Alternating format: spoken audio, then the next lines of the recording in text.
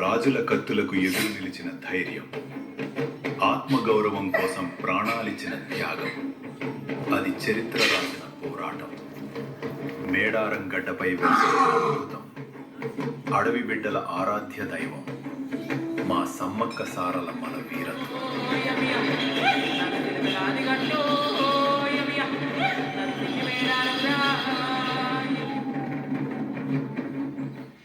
దండకారణ్య అరణ్యంలో గిరిజన రాజు మేడరాజు వేటకు బయలుదేరాడు. అరణ్యం మధ్యలో అకస్మాత్తుగా దైవకాంతి మెరిసింది.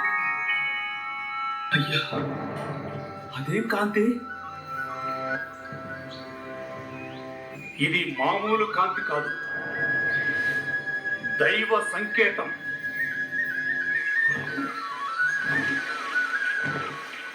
రాజా, పులులు వెనక్కి రండి. లేదు, ఇవి కాపాడుతున్నాయి. ఆ కాంతి మధ్య శిశువును చూశాడు. ఆ శిశువును 2 పులులు కాపాడుతున్నాయి. మేడరాజు హృదయం భక్తితో నిండిపోయింది. అమ్మా, నీవెవరో తెలియదు, కానీ నీవు సామాన్య శిశువు కావు. ఆ శిశువును తన చేతుల్లోకి తీసుకున్నాడు. ఆమెను గిరిజన గ్రామానికి తీసుకువెళ్ళాడు. భయపడకు, పెరిగిన సమ్మక్క గాయపడిన జంతువులను నయం చేసింది. గ్రామం మొత్తం ఆమెను దైవంగా పూజించింది. ఆమె సమ్మక్క గిరిజనుల తల్లి. ఆ గ్రామానికి వీరుడు పగిడిద్దరాజు వచ్చాడు.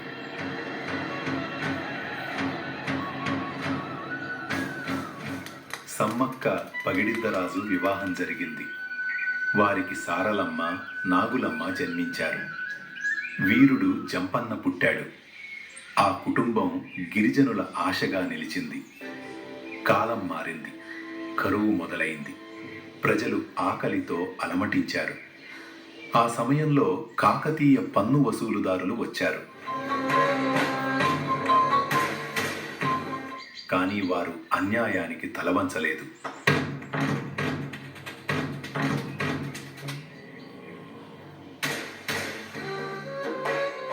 ప్రతాపరుద్రుడు యుద్ధాన్ని ప్రకటించాలని నిర్ణయించారు. ప్రతాపరుద్రుని సైన్యం కదిలింది.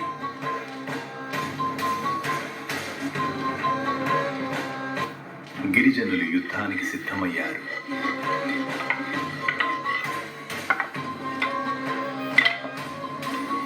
సంపెంగ వాగు వద్ద భీకర యుద్ధం మొదలైంది.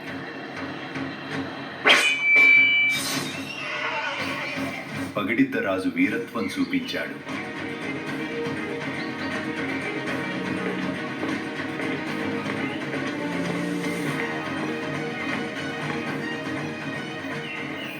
కానీ ఆ వీరుడు వీరమరణం పొందాడు.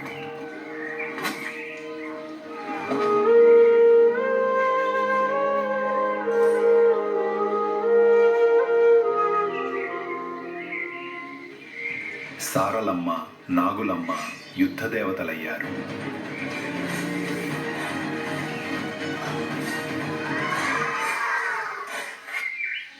చివరకు వీరమరణం వారిని ఆలింగనం చేసుకుంది.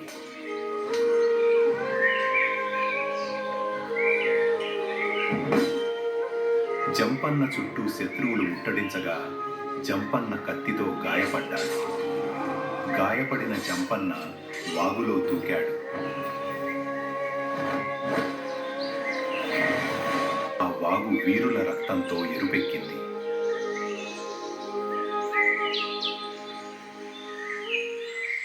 సమ్మక్కలో అగ్ని చెదరేగింది.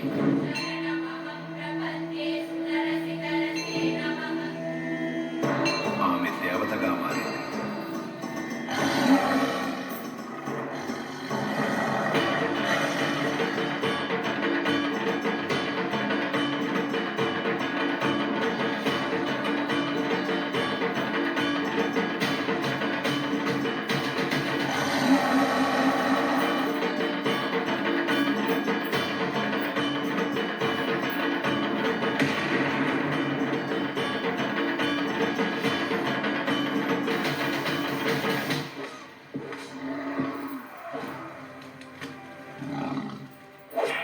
కాకతీయ సైన్యం చీలిపోయింది. సమ్మక్క యుద్ధంలో పోరాడింది.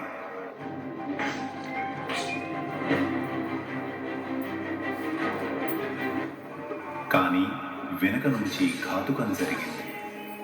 ప్రతాపరుద్రుని సైనికుడు కత్తితో సమ్మక్కను గాయపరిచాడు.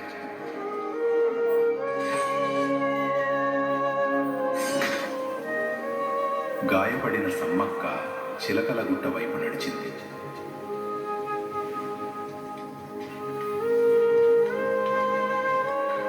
ప్రజలు కన్నీళ్లతో ఆమెను అనుసరించారు.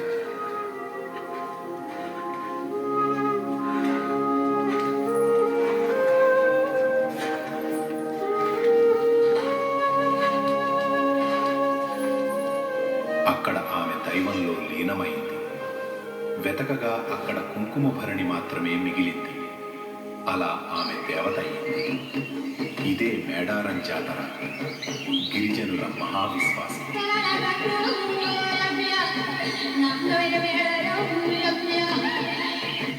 మేడారం జాతర ప్రపంచంలోని అతిపెద్ద గిరిజన పండుగలలో ఒకటి.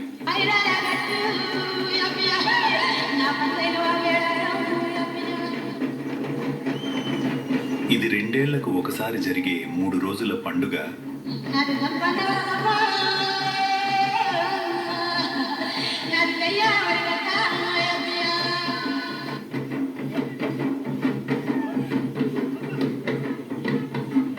మొదటి రోజు సారలమ్మ రాక కన్నెపల్లి గ్రామం నుండి సారలమ్మ తల్లిని మేడారంలోని గద్దెల వద్దకు తీసుకురావడంతో జాతర ప్రారంభమవుతుంది.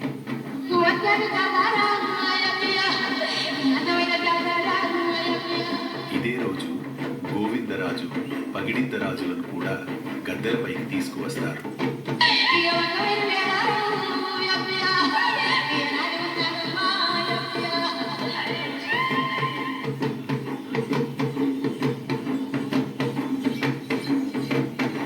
రెండో రోజు సమ్మక్క రాక. ఇది జాతరలో అత్యంత కీలకమైన ఘట్టం. చిలకలగుట్ట నుండి సమ్మక్కక్క తల్లిని గద్దెలపైకి తీసుకువస్తారు. గిరిజన పూజారులు మరియు భారీ జనసందోహం నడుమ పూనకాలతో కూడిన అత్యంత ఉద్విగ్న భరితమైన ఊరేగింపు ద్వారా తల్లిని గద్దెపై ప్రతిష్ఠిస్తారు. మూడో రోజు మొక్కుబడులు. భక్తులు అమ్మవార్లను దర్శించుకోవడానికి ఇది ప్రధానమైన రోజు. లక్షలాది మంది భక్తులు జంపన్న వాగులో పుణ్యస్నానాలు ఆచరించి తమ బరువుకు సరిపడా బంగారం, బెల్లం అమ్మవార్లకు సమర్పించుకుంటారు. వనప్రవేశం అమ్మవార్లను తిరిగి అడవిలోకి తీసుకువెళ్లడంతో జాతర ముగుస్తుంది.